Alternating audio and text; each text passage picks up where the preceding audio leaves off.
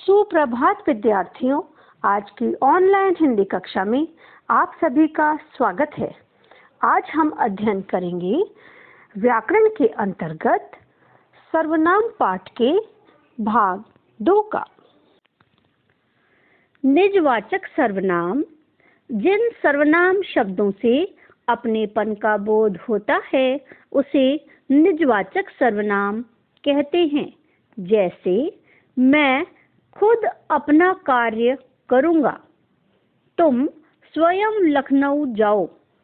उपर्युक्त वाक्यों में खुद और स्वयं ये दोनों ही शब्द अपनेपन का बोध कराते हैं, अतः ये दोनों ही शब्द खुद और स्वयं निजवाचक सर्वनाम के उदाहरण हैं। निश्चयवाचक सर्वनाम जिन सर्वनाम शब्दों द्वारा किसी व्यक्तिवाचक संज्ञा का निश्चयपूर्वक बोध होता है उसे निश्चयवाचक सर्वनाम कहते हैं। जैसे यह मेरा घर है, यह शील्ड और पदक दोनों मेरे हैं। प्रस्तुत दोनों वाक्यों में यह शब्द निश्चयवाचक सर्वनाम का उदाहरण है।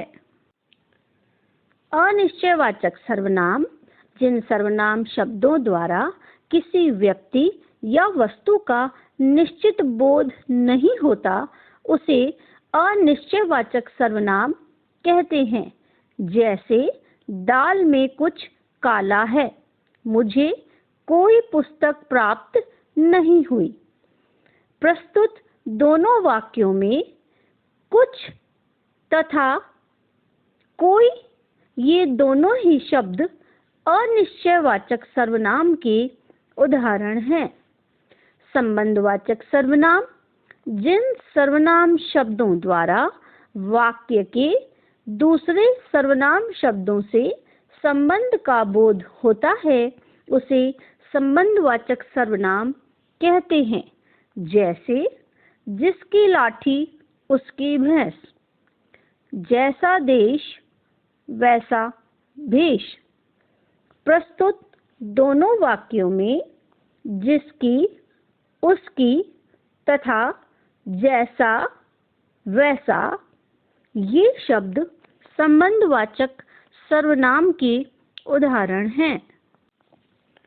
प्रश्नवाचक सर्वनाम जिन सर्वनाम शब्दों द्वारा प्रश्न पूछा जाता हो उसे प्रश्नवाचक सर्वनाम कहते हैं।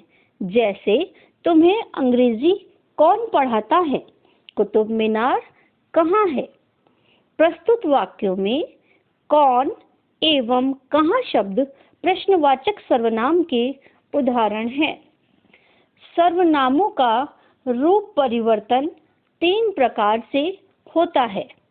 पहला लिंग के कारण, दूसरा कारक के कारण एवं तीसरा वचन के कारण।